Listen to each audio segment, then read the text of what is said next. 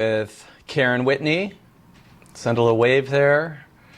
We've got Hope Merz, and we have Karen Lynch, and I am here. So Karen had a great idea yesterday. Seeing as though we are unable to see face-to-face consultations, certainly we've been available for virtual consultations and we've been seeing some patients this way. But what we wanted to do throughout the week was review with you and use some live patients and kind of go through the process of how facial analysis works and the types of procedures, surgical and non-surgical, that we might recommend. So let me first start by looking at our face. And what we do, very simply, roughly, is we look at the face in vertical thirds, more or less from the hairline. Of course, if we've got a receding hairline, it might be a little bit larger. But from the hairline to the brow to the base of the nose, and the base of the nose to the chin. Should be roughly 1/3 of our face. And when we start looking at the face this way, we can define what procedures would be recommended for us, or for you, or for whomever.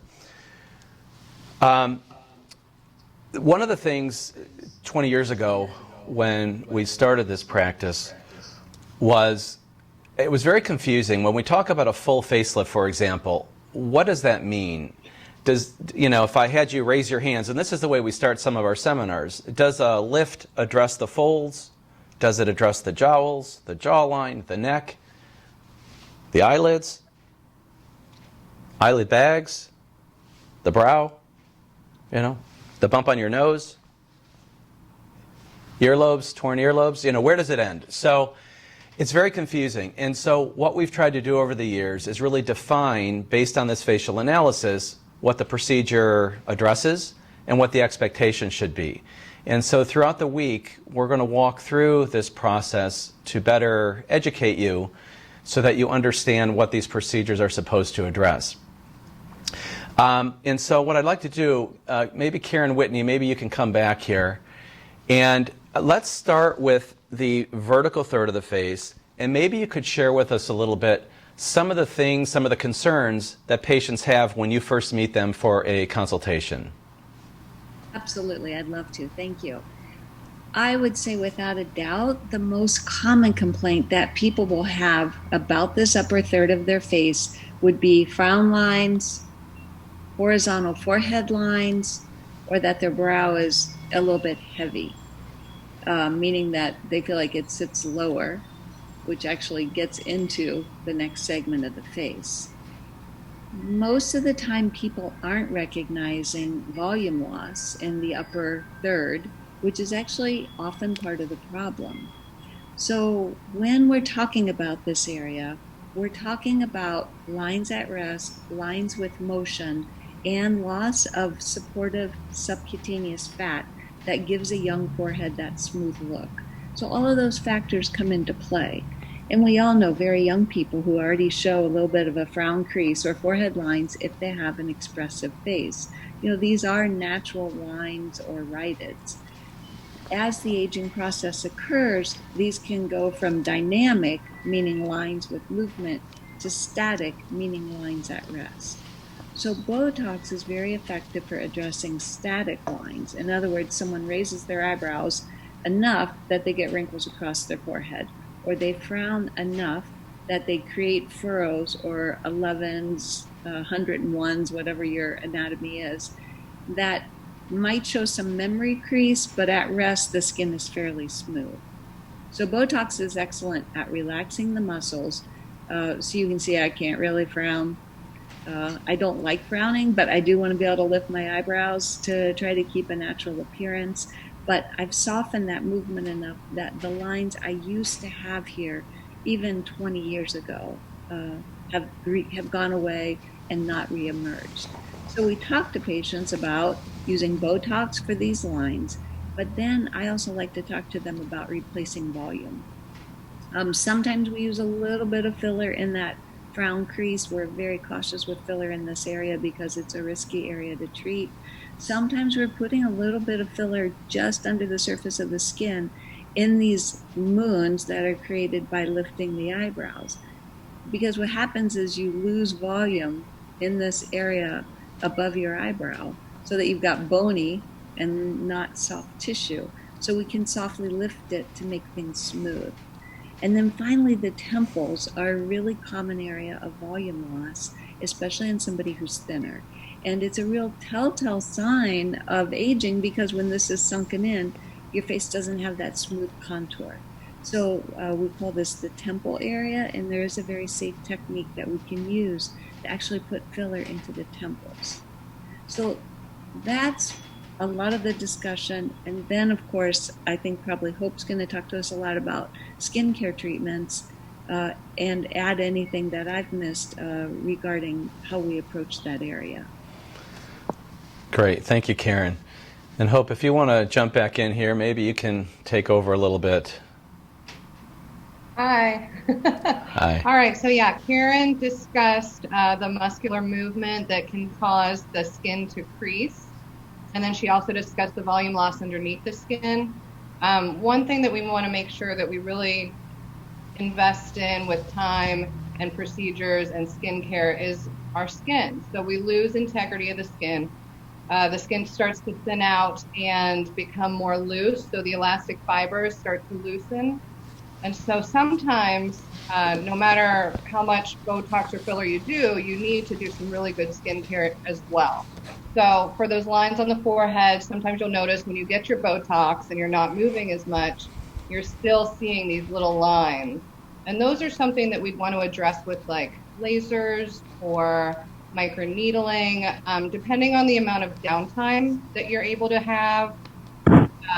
So microneedling is where we have this little pen and it has these teeny tiny needles in it that go in and out really fast. It's not uncomfortable. We give you a little numbing cream. And what that does is it's triggering collagen by making these tiny little micro injuries. So your skin is tricked into thinking that it's injured. So it begins this rebuilding process of creating more collagen. So that's an option. That's got about 2 days downtime, really just the day you have it done and the day after, versus something like a CO2 ablative laser that we can use. And that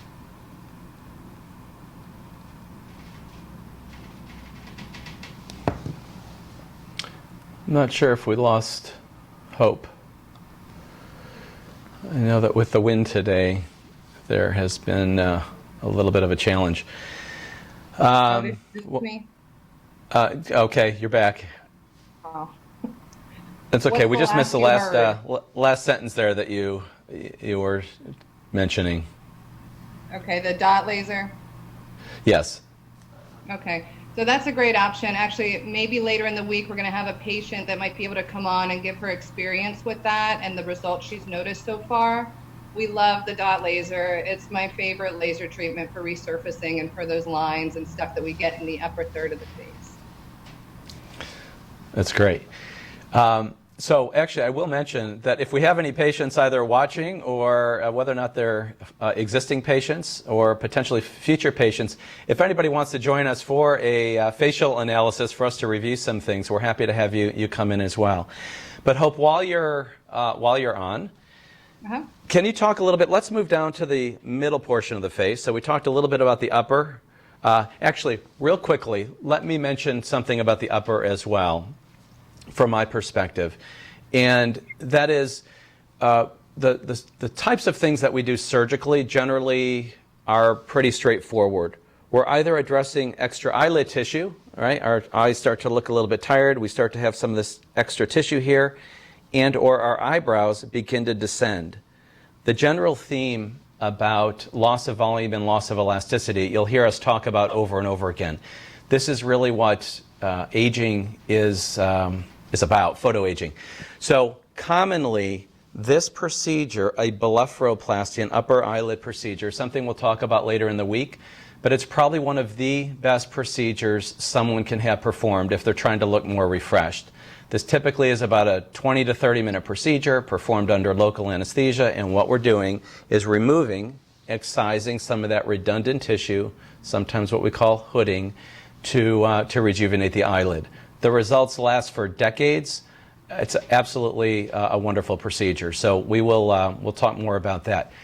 With regards to the eyebrows, in women, we commonly like the brow at or above the orbital rim. So if you watch my eye here, and then my brow comes up, I'll take this off here for a sec.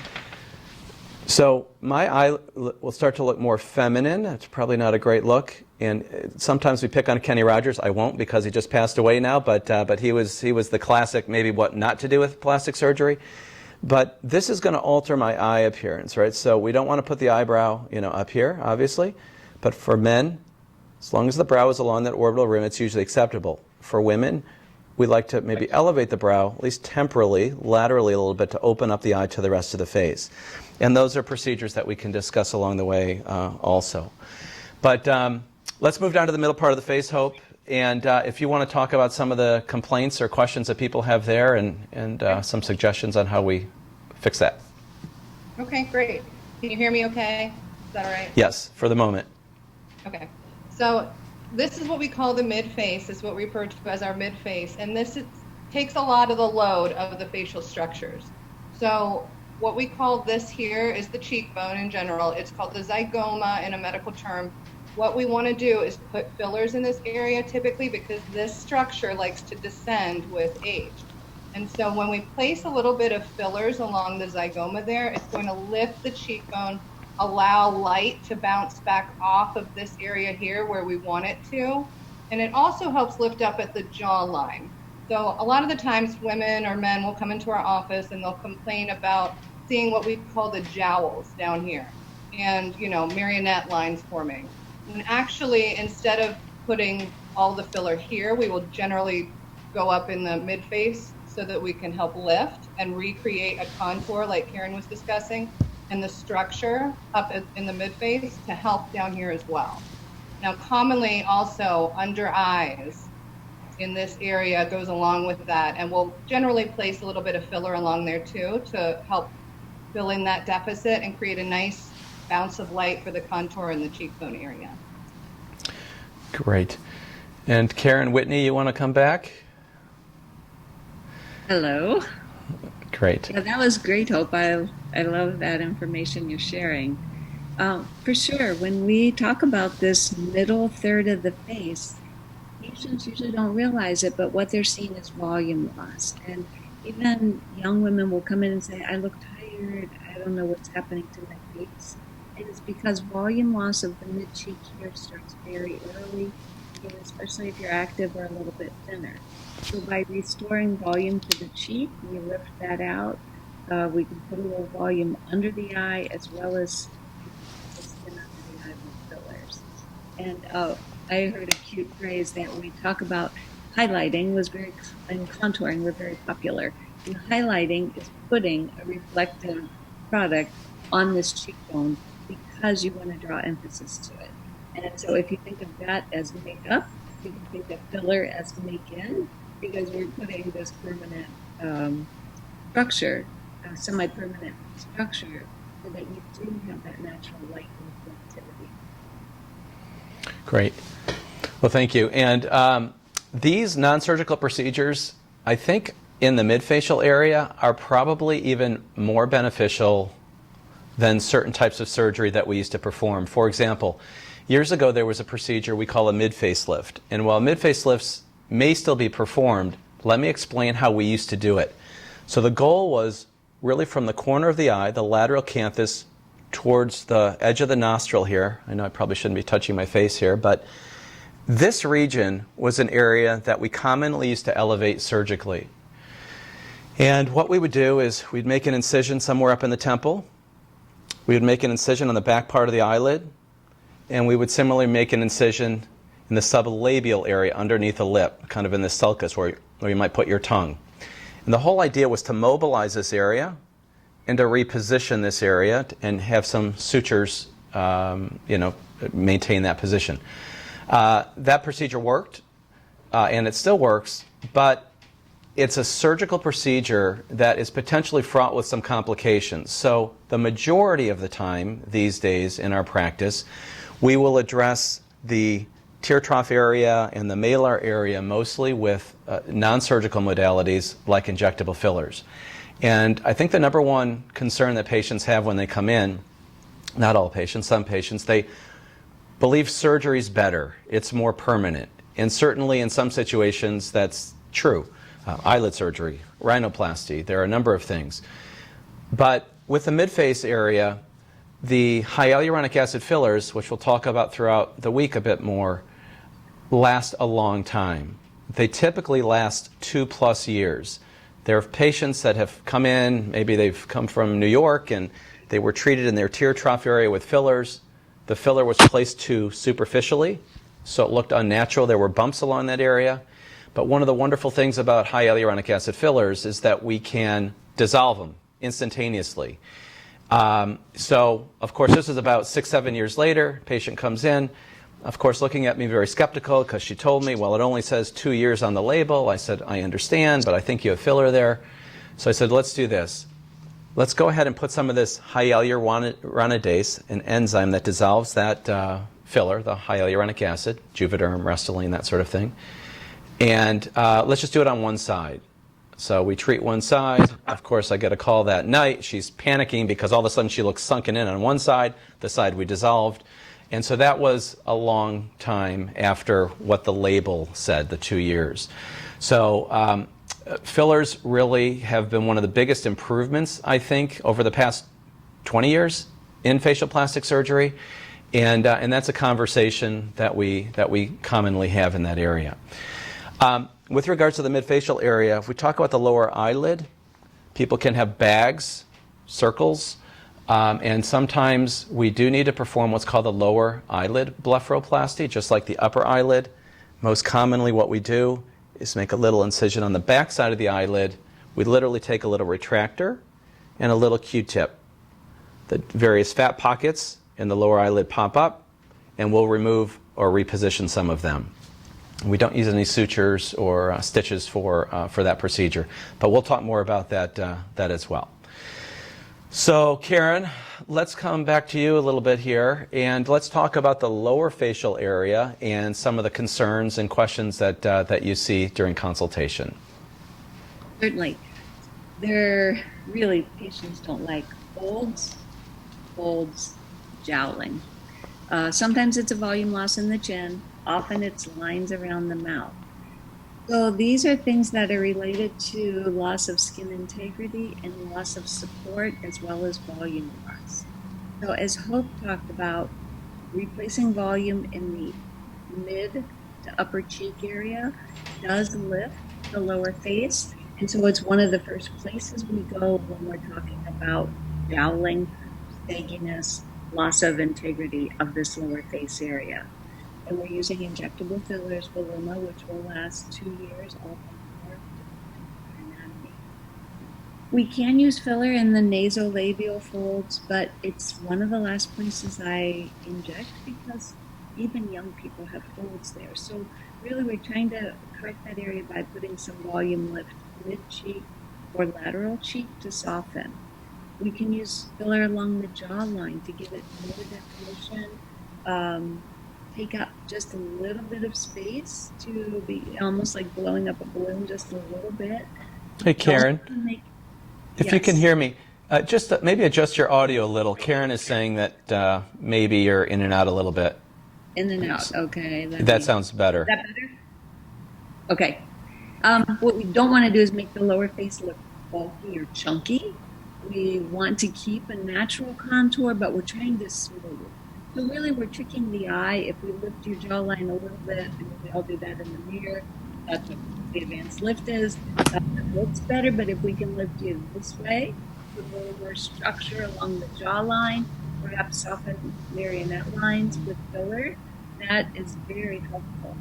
Also, these lines around the mouth, they used to be called smoker's lines. Now we know they're more of an expression line. You can use soft filler around the mouth area. Of course, you can soften for the lips because we use lip volume as well.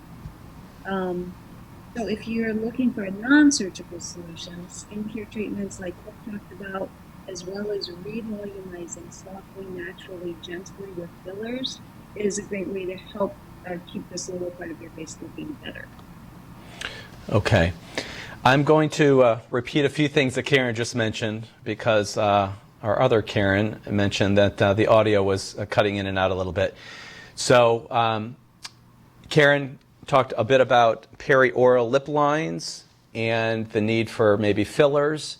I do see that Hope maybe jump back on, and if her audio is okay, we'll talk about some other things to remedy lip lines or lipstick bleeds. She talked about fillers in this area and some of the ways that we can use fillers to elevate tissue. What I'll mention is that we see many, many patients who come in complaining of problems in the lower parts of their face. Folds, jowl, jawline, and neck. Sometimes non-surgical modalities aren't enough. And what we'll talk about specifically this week is a procedure we call an advanced lift. It's a lower facelifting procedure. It's performed under local anesthesia. It takes about an hour and 15 minutes. And if any of you have seen or have not seen some of our True Selfie videos, Julie's video happens to be an excellent video that kind of walks through the phases. It's a long video. She's got a lot to say, but it's about 21 minutes. But from a patient perspective, it gives you an idea of what to expect. Immediately following the procedure, what the dressing looks like, what you look like the next day when that comes off, how you're functioning, working, exercising, and so forth. But we will get further detailed about that as the week goes on. And Hope, are you back with us? I'm trying on my phone. Can you hear me? I can hear you beautifully. Maybe even if you can't get on video-wise. Oh, there you are. Okay. So Karen was talking about some things in the lower face, and maybe you could add your own take on what we do down there. Well, down on the lower face, typically patients are concerned regarding the laxity of the skin and what we call jowling and down sagging underneath the chin. Some people call it a turkey neck. But so in the past year, we've been using the latest and greatest skin tightening device called microneedling with radiofrequency. So I find a pretty good result when we do the neck and the lower face. Our patients are very happy with these treatments. We typically do 3 treatments. The microneedles go into the skin and they send a burst of radio frequency, and that radio frequency contracts the tissue and it tightens the skin. I compare it to putting like a piece of raw bacon on a hot griddle. You're going to see that bacon kind of contract up and shrink. That's what we're doing at these teeny tiny little points on the neck. And so we do see a good result with that. It's not painful. We do use a little bit of topical or cream numbing prior to treatment, but that's a great option, and we found really good results with that. Great. Well, thank you. So if anybody has any questions, you can post them to Facebook. You can email them, info@351face.com. We will be getting ready to launch our advanced answers. This little guy here. In under 5 minutes, we're going to have hundreds of videos here to answer specific questions that we've received. But Karen, if you guys want to come back, let us know though throughout the week. We're going to have a little agenda, and we're going to go through different parts of the face, and we're going to talk in more detail about some of the common questions and some of the things that we've gotten over the past several days. Any comments? Nope, we're all good. Okay, good. All right, well, we'll see you back tomorrow, and hopefully we won't have the same audio problems. But thank everybody for joining us, and we'll see you next time. Bye. Bye.